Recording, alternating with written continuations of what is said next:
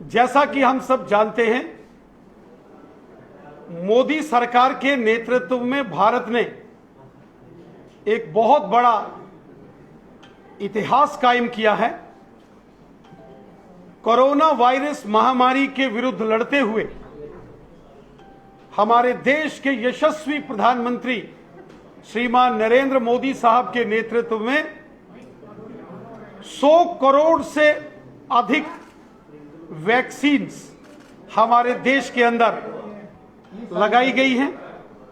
ये एक विश्व कीर्तिमान, एक वर्ल्ड रिकॉर्ड बना है कि इतने कम समय के अंदर 100 करोड़ लोगों को एक देश के अंदर एक महामारी से लड़ते हुए उनको वैक्सीनेशन प्रोसेस में वैक्सीन्स लगाई गई। हम सब जानते हैं, जब कोरोना वायरस महामारी ने पूरी दुनिया के अंदर प्रलय मचाई, अमेरिका, इंग्लैंड, चीन, जापान जैसे देश, इटली और फ्रांस जैसे देश धराशायी हो गए। उस वक्त उन मुश्किल परिस्थितियों का सामना करते हुए देशवासियों को समय समय पर गाइडलाइंस बताना, देश का मार्गदर्शन करना, स्वयं माननीय प्रधानमंत्री जी ने बार बार अपने देशवासियों को गाइडलाइंस के बारे में समझाया और इस कोरोना महामारी से लड़ने के लिए जो नियम हैं वो सब समझाए और साथ ही साथ स्वयं जो इस कोविड के अगेंस्ट, इस बीमारी से, महामारी से लड़ने के लिए जो वैक्सीन तैयार की जा रही थी, उसके लिए जो टास्क फोर्स बनाई गई, स्वयं माननीय प्रधानमंत्री नरेंद्र मोदी साहब ने उसको मॉनिटर किया। कई रात लेबोरेटरीज के अंदर माननीय प्रधानमंत्री जी इस पीरियड के अंदर वो रहे। उन्होंने लगातार वैज्ञानिकों का मनोबल बढ़ाया। स्वयं माननीय प्रधानमंत्री जी ने इस महामारी से जो हमारे जिन्होंने कोवैक्सीन और कोविशील्ड जिन कंपनीज ने तैयार की, उनके वैज्ञानिकों से डायरेक्ट इंटरेक्शन की और ये रिकॉर्ड तोड़ समय में भारत ने इन दोनों वैक्सीन्स का निर्माण किया। यहां देश भर में इस वैक्सीन को लगाया गया, वहीं दुनिया के बड़े बड़े देशों को भी इस कोरोना महामारी से लड़ने के लिए भारत ने सहयोग किया। कोविड केयर हॉस्पिटल्स पूरे देश के अंदर बनाए गए। DRDO जैसी संस्थाओं को कोरोना से लड़ने के लिए कोविड केयर हॉस्पिटल्स बनाए गए। विशेष व्यवस्थाएं माननीय प्रधानमंत्री नरेंद्र मोदी साहब ने की। जब ऑक्सीजन की बात आई तो किस प्रकार ऑक्सीजन की शॉर्टेज को भी युद्ध स्तर पर मैनेज किया गया, उसको व्यवस्थित किया गया। आज जब 100 करोड़ लोगों को भारत में ये वैक्सीन लग चुकी है तो पूरी दुनिया आज भारत की जय जयकार कर रही है। पूरी दुनिया में आज भारत का नाम बहुत शान से और सम्मान से लिया जा रहा है। इसका सारा श्रेय हमारे यशस्वी प्रधानमंत्री श्रीमान नरेंद्र मोदी साहब को जाता है और जो हमारे कोरोना वॉरियर्स हैं, जो हमारे डॉक्टर्स हैं, पैरामेडिकल स्टाफ मेंबर्स हैं, हमारी नर्सिस माताएं बहनें हैं, हेल्थ वर्कर्स हैं, जो हमारे सफाई कर्मचारी हैं, पुलिस कर्मचारी हैं और जो प्रशासनिक अधिकारी जिन्होंने अपनी जान हथेली पर रखते हुए, अपनी जान की परवाह न करते हुए, जिन सहयोगी साथियों ने इस कोरोना वायरस महामारी के खिलाफ, इस पैंडेमिक के खिलाफ एक युद्ध लड़ा, मैं उन सब का भी हृदय से धन्यवाद करता हूं। और आज 100 करोड़ का आंकड़ा जब वैक्सीन्स का भारत ने टच किया है, मैं कोरोना वॉरियर्स, आपने health workers, doctors, paramedical staff, nurses, सफाई कर्मचारी, पुलिस कर्मचारी, प्रशासनिक अधिकारी, मैं इन सब का हृदय से भी धन्यवाद करता हूं। मैं हृदय से धन्यवाद करता हूं उन सामाजिक संस्थाओं का, उन सामाजिक सोशल वर्कर्स का, जिन्होंने इस मुश्किल वक्त में अपने घर से राशन घर से निकालकर जरूरतमंद लोगों को वितरित किया गया। उन संस्थाओं का उन लोगों का, उन सामाजिक और धार्मिक संस्थाओं का हम हृदय से धन्यवाद करते हैं जिन्होंने इस मुश्किल वक्त के अंदर जगह जगह के अंदर लंगर की व्यवस्था की, भोजन की व्यवस्था की, जिन्होंने गाड़ियों की व्यवस्था की। मैं हृदय से आभार व्यक्त करता हूं उन सभी जनमानस के प्रतिनिधियों का, वो चाहे हमारे चुने हुए एक्स एमएलएस रहे, डीडीसीज हों, बीडीसीज हों, पंच हों, सरपंच हों, सांसद हों, जो हमारे ट्रांसपोर्टर्स हों, ट्रेडर्स हों, बिजनेस कम्युनिटी के लोग हों, हमारे बार एसोसिएशंस के मेंबर हों, एडवोकेट्स हों, धार्मिक और सामाजिक संस्थाओं के जो बड़े लोग हैं, जिन्होंने दिल खोलकर इस बड़े अभियान में जब प्रधानमंत्री केयर की घोषणा की गई, पीएम केयर्स फंड की, उसमें बढ़ चढ़कर आर्थिक सहयोग करने वाले सभी सज्जन पुरुषों का और मातृशक्ति का भी मैं आज हृदय से धन्यवाद करता हूं। पूरे देश के सहयोग से भारत ने इस कोरोना वायरस महामारी को हराने में कामयाबी हासिल की है। 130 करोड़ आबादी का भारत अगर कामयाबी से इस कोरोना वायरस महामारी को निपटने में कामयाब रहा तो इसका सारा श्रेय माननीय प्रधानमंत्री नरेंद्र मोदी साहब को जाता है और देश के जो कोरोना वॉरियर्स हैं उनको जाता है, जिन्होंने जान हथेली पर रखकर, जान की परवाह न करते हुए इस मुश्किल तरीन परिस्थिति से भारत को उभारा है और भारत देश की जनता को इस मुसीबत से बचाया है। साथियों, राष्ट्र के नाम अपने संबोधन में माननीय प्रधानमंत्री जी ने जैसे देशवासियों से आह्वान किया है कि अभी कोरोना जो है वो उस पर हमने कंट्रोल किया है, अभी समाप्त नहीं हुआ है, इसलिए हम सबको वो सभी पैरामीटर्स और सभी पैमाने अपनाने होंगे लगातार। जैसे प्रधानमंत्री जी ने कहा कि हम घर से बाहर निकलते हैं तो हमें अपने पांव में चप्पल जूता पहनना जितना अनिवार्य है, उसी प्रकार अब हमारे जीवन का हिस्सा ये मास्क जो है, ये अब हमारे जीवन का अभिन्न हिस्सा ये मास्क रहना चाहिए। बिना मास्क के अब आप सामाजिक कार्यक्रमों में आप सोचेंगे कि हम लोग जो है वो व्यवस्थित तरीके से अपने नियमावली से कार्य करेंगे, ये एक बहुत मुश्किल कार्य होगा। ये हमारे लिए एक चुनौती थी। इस चुनौती का पूरे देश ने माननीय प्रधानमंत्री जी के नेतृत्व में सफलतापूर्वक सामना किया है और इस चुनौती को हमने पार किया है। लेकिन भविष्य के अंदर भी ये मास्क, ये सैनिटाइजर, ये सफाई, ये स्वच्छता, ये सब बनी रहे, ऐसा आह्वान हमारे देश के यशस्वी प्रधानमंत्री श्रीमान नरेंद्र मोदी साहब ने हमसे किया है। हम सब माननीय प्रधानमंत्री जी का हृदय से आभार व्यक्त करते हैं, हम धन्यवाद करते हैं मोदी साहब का, जिन्होंने 130 करोड़ हिंदुस्तानियों को इस मुसीबत से बचाया है और आज पूरी दुनिया भारत से ये वैक्सीन ले रही है। आज कोविशील्ड हो या कोवैक्सीन हो, आज यूरोपियन कंट्रीज, अमेरिका जैसे लोग भारत से आग्रह कर रहे हैं कि हमारे देशों के अंदर आके वैक्सीन बनाइए। ये सब हमारे माननीय प्रधानमंत्री जी की मेहनत और हमारे देश के वैज्ञानिकों की मेहनत का परिणाम है। हम सबको माननीय प्रधानमंत्री जी का धन्यवाद करते हुए, माननीय प्रधानमंत्री जी ने जो राष्ट्र के नाम संबोधन में हमसे आह्वान किया है, उन सभी विषयों का हम पालन करें। आप सबका बहुत बहुत धन्यवाद। जय हिंद, जय भारत। सवाल है रविंद्रनाथ जी, मेरा एक सवाल है। पिछली बार जब मोहन भागवत जी आए थे, रविंद्रनाथ जी, मोहन भागवत जी आए थे, उसके बाद उथल पुथल देखने को मिली, बड़े नेता भाजपा का दामन थामने लगे थे। अमित शाह जी 24 तारीख को आने वाले हैं, क्या कुछ बड़ा होने वाला है उनके दौरे के बाद? और दूसरी बात, जब भी कोई पॉलिटिकल कैंपेनिंग होती है, जब उनके प्रदर्शन होते हैं, जब रैलीज होती है, वहां पर कोविड प्रोटोकॉल कैसे पालन?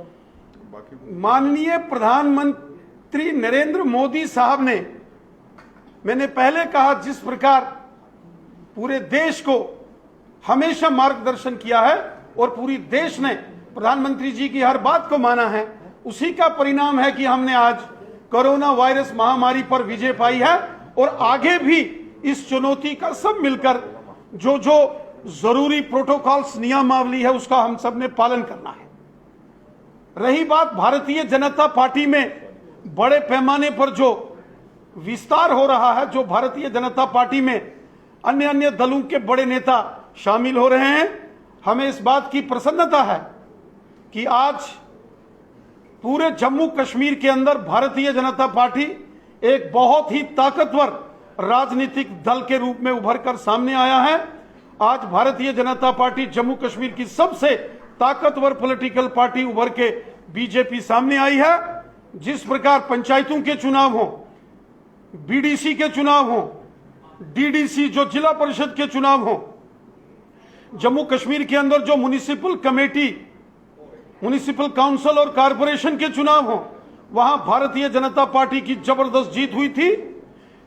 जम्मू संभाग, जो जम्मू रीजन के 10 जिले हैं, ये तो हमेशा भारतीय जनता पार्टी, जनसंघ और प्रजा परिषद का एक मजबूत गढ़ रहे हैं।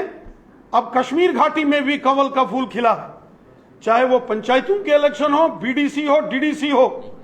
आज भारतीय जनता पार्टी का कश्मीर घाटी के अंदर भी जबरदस्त बोलबाला है। इसलिए आज अन्य अन्य पार्टियों के लोग भी इस बात को समझ रहे हैं कि अगर हमको देश की सेवा करनी है, ईमानदारी से अपनी जनता की सेवा करनी है, जनता का भला करना है और सबका साथ, सबका विकास, सबका विश्वास और सबका प्रयास, इस मिशन को साथ लेके कार्य करना है, तो एकमात्र पॉलिटिकल पार्टी है वो भारतीय जनता पार्टी है। एक जन सैलाब आज भारतीय जनता पार्टी में आ रहा है और ये इस बात के संकेत दे रहा है कि आने वाले दिनों में जब जम्मू कश्मीर में डीलिमिटेशन की प्रक्रिया पूरी होगी और जब जम्मू कश्मीर में असेंबली के इलेक्शंस होंगे, जम्मू कश्मीर के अंदर प्रचंड बहुमत के साथ यहां भारतीय जनता पार्टी की सरकार बनने वाली है और जम्मू कश्मीर में प्रचंड बहुमत के साथ विद एब्सोल्यूट मेजॉरिटी बीजेपी का मुख्यमंत्री बनने वाला है। रैना साहब जम्मू में हैं और उन्होंने सीधा निशाना साधा तो ये कहा है कि नेशनल कॉन्फ्रेंस ही है एक इकलौती पार्टी जो जम्मू कश्मीर की दूसरी नैया को पार लगाएगी, इकलौता सारा नेशनल कॉन्फ्रेंस। इसे कैसे देखते? नेशनल कॉन्फ्रेंस हो, कांग्रेस हो, पीडीपी हो, ये सब डूबे हुए जहाज हैं।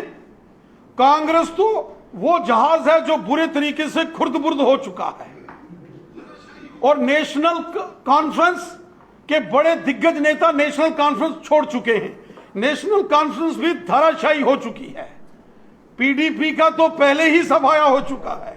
इसलिए जम्मू कश्मीर की जनता ने पिछले 70 सालों में कांग्रेस का राज भी देखा है, यहां नेशनल कॉन्फ्रेंस का राज भी देखा है और यहां पीडीपी की हुकूमत भी जम्मू कश्मीर के लोगों ने देखी है।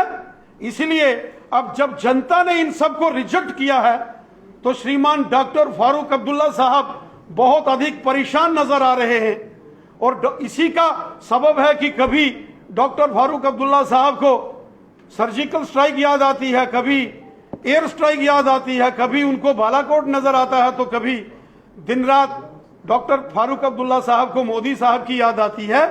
ये हकीकत है कि अब जम्मू कश्मीर की जनता के दिल में मोदी साहब बसते हैं और भारतीय जनता पार्टी बसती है।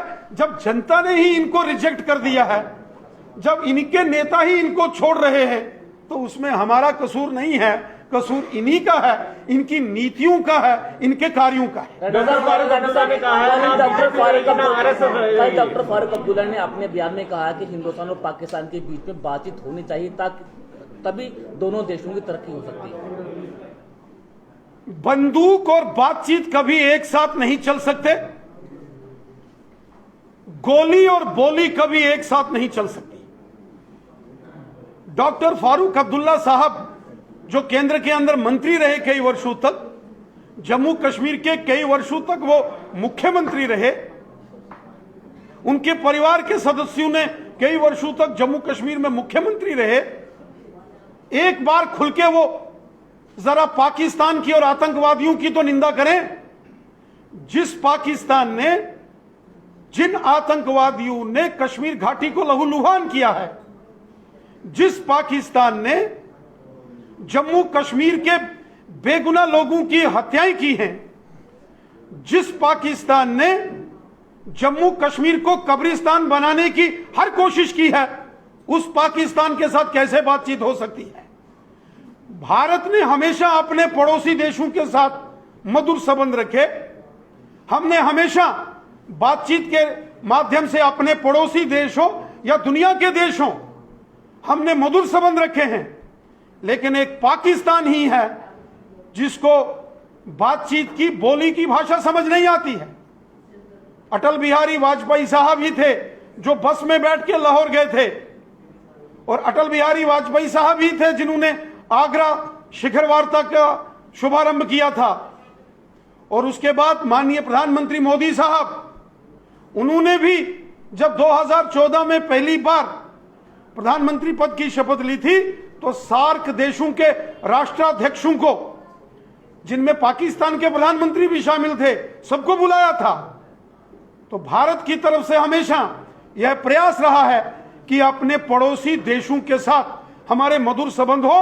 हम सबका सम्मान करते हैं, लेकिन जो भारत देश की एकता और अखंडता को चुनौती देगा, उसके खिलाफ एयर स्ट्राइक भी होंगी, उनके खिलाफ सर्जिकल स्ट्राइक्स भी होंगी, उनका सफाया होगा, उनके साथ बातचीत नहीं हो सकती है। राणा साहब, आपने कहा कि गोली और गोली साथ साथ नहीं चल सकती। राणा साहब, एक महत्वपूर्ण सवाल है। राणा साहब, एक महत्वपूर्ण सवाल है। आपने कहा कि गोली और गोली साथ साथ में नहीं चल सकती, तो क्या गोली और खेल साथ साथ चल सकता है? क्योंकि 24 तारीख को हिंदुस्तान और पाकिस्तान के बीच में एक महत्वपूर्ण मैच होने जा रहा है। इसी तरह जानना चाहिए भाजपा सरकार किस तरह से आतंकवाद का खात्मा करेगी, कब सफाया करेगी?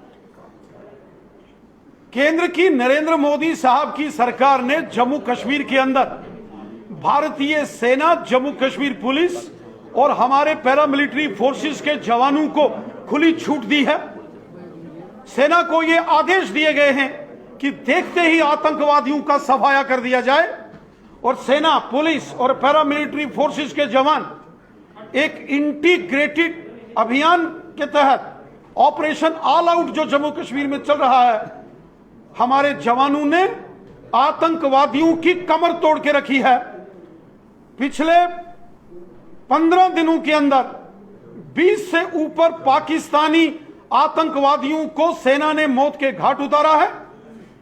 आज आतंकवादी संगठनों के जो बड़े बड़े सरगना हैं, उन सबको मौत के घाट उतार दिया गया है, जिससे आतंकवादियों में बौखलाहट है, आतंकवादियों को परेशानी है, और बौखलाहट के अंदर आके इस प्रकार की वो साजिशें कर रहे हैं। और साथ ही साथ जिस प्रकार केंद्र की नरेंद्र मोदी साहब की सरकार ने आज जम्मू कश्मीर में डेवलपमेंट के कामों में बड़ी तेजी लाई है, आज चाहे एम्स हो, मेडिकल कॉलेजेस हो, IIT हो, IIM हो, मेडिकल कॉलेजेस हो, आज कॉलेजेस हो, हाई सेकेंडरीज हो, सड़कें हो, स्कूल हो, बिजली हो, पानी हो, टनल्स हो, हाईवेज हो, फ्लाईओवर्स हो, सब चारों दिशाओं में जम्मू कश्मीर के अंदर विकास के कार्यों की एक बयार है। पूरे जम्मू कश्मीर के अंदर अरबों खरबों रुपए के बड़े बड़े प्रोजेक्टों को मोदी साहब ने जम्मू कश्मीर में लागू किया है। आज मोदी साहब के नेतृत्व में जम्मू कश्मीर में पश्चिम पाकिस्तान के रेफ्यूजी हो, वाल्मीकि समाज हो, गोरखा समाज हो, दलित समाज के हमारे भाई बहन हो, गुज्जर बकरवाल जो समुदाय जो 100% मुसलमान लोग हैं, और जो गद्दी सिप्पी जो ST के लोग हैं, उनको अधिकार मोदी साहब ने दिए हैं। आज जो पहाड़ी समुदाय के लोग हैं, जो पहाड़ी एथनिक कम्युनिटी, पहाड़ी ट्राइबल कम्युनिटी के लोग हैं, जो डिस्ट्रिक्ट राजौरी, पुंछ, बारामूला और कुपवाड़ा में हैं, आज 70 सालों में अगर उनकी किसी ने सुनी है तो वो मोदी सरकार है। आज जम्मू कश्मीर में पंचायती राज को यहां सशक्त किया गया है। आज यहां सरपंचों को, पंचों को अधिकार दिए हैं। आज BDC और DDC को अधिकार दिए हैं। यहां चुनाव हुए, ये सब मोदी साहब की देन है।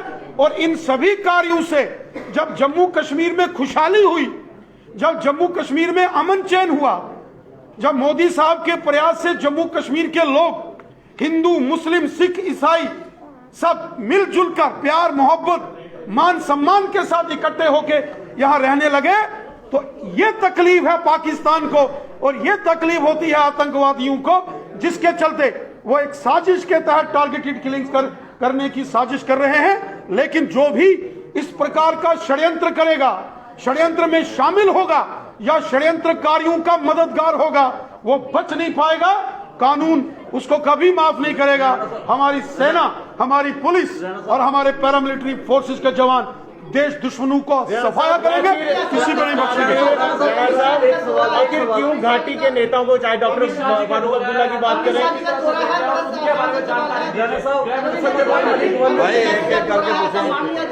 कि अमित शाह जी जो जम्मू दौरे पर आ रहे हैं वो ये आकलन करना चाहता है कि कितना प्रभुत्व बीजेपी का है। केंद्रीय गृह मंत्री श्रीमान अमित शाह साहब जम्मू कश्मीर के सरकारी प्रवास पर आ रहे हैं। इस दौरे में यहां श्रीमान अमित शाह साहब सुरक्षा व्यवस्था को रिव्यू करेंगे। वहीं जो डेवलपमेंट के बड़े बड़े प्रोजेक्ट्स हैं, जो अरबों खरबों रुपए के प्रोजेक्ट्स जिनकी मंजूरी मोदी साहब ने जम्मू कश्मीर के लिए की है, बहुत सारे कार्यों का वो शिलान्यास करेंगे और बहुत सारे जो प्रोजेक्ट कंप्लीट हुए हैं उनका लोकार्पण करेंगे। और इसी प्रकार श्रीमान अमित शाह साहब जम्मू में 24 अक्टूबर के दिन रविवार को जम्मू आएंगे। जम्मू आने पर यहां श्रीमान अमित शाह साहब का भव्य स्वागत होगा। हम सब जानते हैं केंद्र की नरेंद्र मोदी साहब की सरकार ने जो जम्मू कश्मीर के संदर्भ में बहुत बड़े ऐतिहासिक निर्णय जो माजी में लिए हैं, उन निर्णयों में बहुत बड़ी अहम भूमिका श्रीमान अमित शाह साहब की रही है। जम्मू कश्मीर का बच्चा बच्चा अमित शाह साहब से प्यार करता है, उनका मान सम्मान करता है। एक का 24 अक्टूबर के दिन जम्मू में जेडीए ग्राउंड जो भगवती नगर में है, वहां एक बहुत बड़ा कार्यक्रम का आयोजन किया गया है।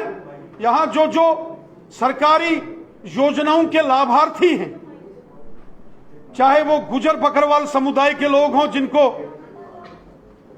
मोदी सरकार ने पॉलिटिकल रिजर्वेशन दी और फॉरेस्ट एक्ट जो उनके लिए फॉरेस्ट राइट्स, जो लैंड राइट्स गुजर बकरवालों को मिले हैं, उसके अलावा जो पश्चिम पाकिस्तान के विस्थापित हों, गोरखा समाज हो, वाल्मीकि समाज हो, दलित समाज हो, महिला वर्ग हो, चुने हुए जो पीआरआईज हैं, सरपंचीज, पंचीज, बीडीसी, डीडीसीज, ये तमाम जो समाज के लाभार्थी हैं, वो 24 तारीख को माननीय अमित शाह साहब का स्वागत करेंगे। नेताओं क्यों पाकिस्तान की याद आती? डॉक्टर फारूक अब्दुल्ला पाकिस्तान कहते रहते हैं, महबूबा मुफ्ती पाकिस्तान से बातचीत करिए, आखिर क्यों? क्या लगता है आपको?